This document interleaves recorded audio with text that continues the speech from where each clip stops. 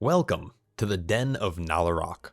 Today we're going to be taking a first look into the 3-boss dungeon and talk about some of the mechanics and overall vibes. Remember, this is still early alpha, so everything is subject to change. Now, regarding where this dungeon takes place and the lore behind it a little bit, without spoilers, this instance is going to unlock for all players on normal at level 83, and it's a pretty big part of the Zolomon questline, so chances are, even if you are someone who stays away from dungeon content, you're probably going to end up in here at least once. I have to say though, this dungeon is an absolute vibe. You're going to start off by entering a dream state, battling through different trials, and then facing off against the Loa of War himself. The dungeon gives off pretty heavy Azure Span meets Grizzly Hill vibes. You'll be facing off against various foes including local wildlife and the fierce Spirit Paw forces. During your trials, you're going to be defeating the Hoardmonger and the Sentinel of Winter, and then once you complete these trials, you're going to make your way to challenge off Nalorakk himself. So let's explore this dungeon, the mobs, and the mechanics.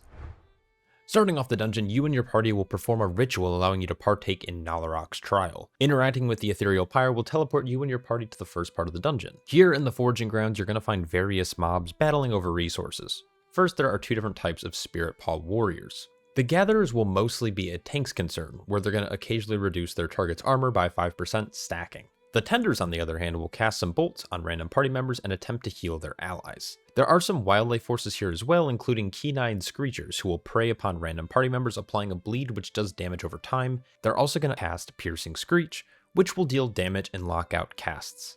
The Territorial Matriarchs will cast Demoralizing Roar, causing all players afflicted to take 10% more damage for a short duration. These Matriarchs will also enrage if you defeat any of their young, causing them to deal 5% more damage stacking. Lastly, you're going to find Avatars of Starvation. These mobs spawn totems that decrease your party's maximum health per tick as long as the totem persists. Alongside that, there's also going to be some heavy AoE shatter damage to all party members during their channel. The goal of this zone is to collect various offerings. As your group collects these, you're going to be able to actually satiate the Avatars of Starvation that are keeping the first boss in a deep slumber. Once you turn in all 6 offerings, you're going to be able to face off against the first boss, the Hoardmonger. This boss has a few interesting base mechanics that will become empowered throughout the fight. Earthshatter Slam is a frontal that normally targets the tank. Colossal Roar does sonic damage to all party members. And lastly, Spoiled Supplies spawns mushrooms that need to be soaked by various party members, or they're going to erupt, applying debuffs to everyone. Throughout the fight, the boss will use resourceful measures to empower each ability. The empowered Earthshatter Slam will become Bone Spike Slam, spawning bone fragments that erupt from the earth, dealing damage to anyone who walks through them. The Colossal Roar, when empowered, becomes Hardy Bellow, which will now apply a damage over time effect to all players struck. Lastly, Spoiled Supplies becomes Overflowing Sack, which will double the amount of mushrooms that need to be soaked. While testing on normal and heroic, this boss will rotate between empowered spells based on health thresholds, but on mythic, once his abilities become empowered, they are permanently in that state. As for boss design, I think this is great. Obviously, testing it on Mythic difficulty and Mythic Plus is going to be important in the future, but on paper, this to me seems like a banger fight. Once the Hoardmonger falls, your party will be ready to move into the storm. This next area of the dungeon, you're going to find many of the mobs you've dealt with already. This includes the Spirit Paw forces, the Matriarchs, and the Screechers alike. In the distance, there is also a mini-boss called the Looming Tempest. While in combat, this mob will be casting swirls at players, dealing damage and knocking them away from the center. Your goal as a party is to actually push this Tempest back. Once you reach it and break its shield, it's going to retreat. Once you reach the Tempest again, you'll end up defeating it.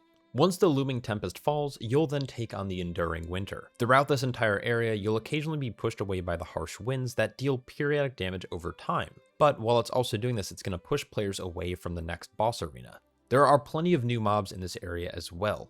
Frostfang Wolves, as of right now, don't do much. They are what I consider fodder mobs, which mostly just melee the tank. Glacial Revenants, on the other hand, are quite interesting. They'll apply a debuff to targets that'll deal damage to anyone within their circle. As of now, this is a physical debuff and cannot be dispelled. What's unique about these Revenants though is that when they're defeated, they're going to leave a little pile of snow on the ground. While standing in this pile of snow, it's going to cause any player to have 40% reduced movement speed, but will also make you immune to movement impairing effects. So casters and players alike can use this to combat the winds preventing the pushback. Sprinkled throughout the area, you're also going to have some Frigid Maulers. These mobs currently only cast a mechanic called Frigid Wrath, which deals heavy frost damage over time. This is currently interruptible, which means you and your party are going to want to make sure you prevent these casts from going off. The last big scary mob in this area is going to be the Avatar of Determination.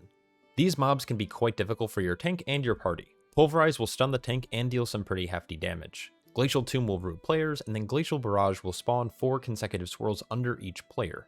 Once you reach the end of the zone, you'll be able to take on the second trial, the Sentinel of Winter. The Sentinel of Winter's entire area is covered in some slick ice. Similar to fights like Senarth from the Dragonflight's Vault of the Incarnate raid or Mugsy in the War Within Liberation of Undermine raid, players while moving will continue with any momentum for a short while.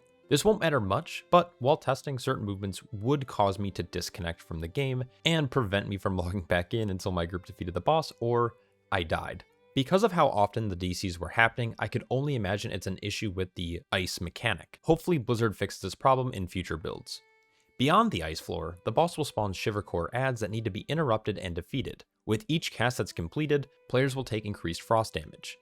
It is possible to CC them with abilities like Paralysis. Once defeated, they're going to leave a small pile of snow on the ground, which will be useful later. The Sentinel of Winter will spawn icy vortexes near players as well. Finally, the boss will cast Eternal Winter, pushing players back from the nucleus. You can either stand in the snow to prevent the pushback, or alternatively just run against the winds. Notably, on Mythic, whenever an ad is defeated, there will be swirls that spawn that players need to soak. If they do hit the ground, the entire party takes a massive burst of damage, and that's where I think the slick ice mechanic is going to come into play. Besides the DC bug, I think this fight is pretty interesting, but only time will tell. Once the Sentinel of Winter falls, you will have completed your trial. Using the Eternal Pyre will return players back to their bodies in the mortal realm, where you will then able to proceed into the Heart of Rage. This part of the dungeon is extremely linear, and will have you and your party taking on the Revan Tusk Trolls. These include Totem Callers, who spawn Magma Totems dealing AoE damage, and Mystics that will cast bolts on players and attempt to heal their injured allies. Beastmasters and their Saberfang companions will also shoot random players, and their pets will fixate random party members. Finally, the Warbringers will cast a ramping AoE roar, and will attempt to hit players with a targeted ground spear. Once you make it to the final boss area, you'll need to face off against the current speaker of the Loa of War, Nanea. I think that's how, Nanea? I don't know. This mini-boss does a few things. First, she's going to target random players with Earthquake. She will also spawn volatile totems, which will deal massive group damage when they're either defeated or their cast finishes. It seems like you're going to want to defeat these in a staggered fashion and then let one expire. During these mechanics, she will also be casting lightning bolts that can be interrupted. Once defeated, Zul'jara will claim the crown, and your party will be ready to face off against the final boss, Nalorakk, the Loa of War. Nalorakk to me feels like a pretty heavy tank fight, but it's hard to tell this early in the alpha testing. Starting off, the Loa will target the tank with Echoing Maul, which will deal damage and leaves behind an image. This is going to be important later.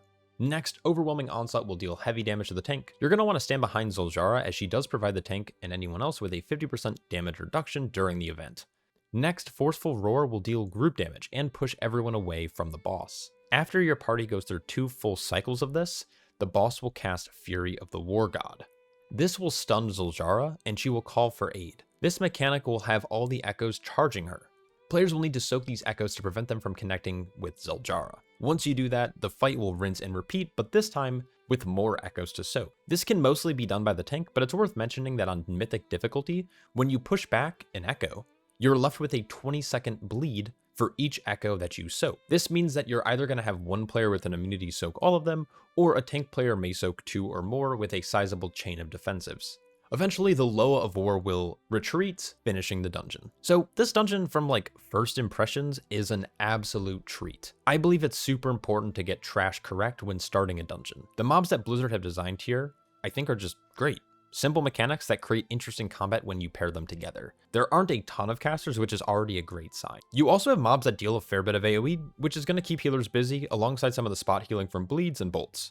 Obviously, with Mythic Plus in mind, this might change with an infinitely scaling system, but I think as a fleshed out template, trash in here is done extremely well so far. I can't wait for this to age like milk. As for encounter design, obviously the footage I've shown is just normal, but the mechanics I think all work really well together. Boss design doesn't have to be complicated. A few simple mechanics that work well together often creates a more memorable experience. And besides the DC issue on Sentinel of War, I think most players are going to enjoy these fights, no matter what level of content you partake in. And most importantly, we have the vibe. I love this dungeon's art design and aesthetics so much. It's like Azure Span of Dragonflight mixed with the Northrend's Grizzly Hills. From the floating fish to the totemic bear statues to the floating fragments of forest, this dungeon's scenery is just off the charts. Kudos Blizzard, I love this. Obviously, I want to mention that it's still early alpha and a lot can change and there's still a lot that needs to be tested. Mythic difficulty and Mythic Plus is still a long ways away,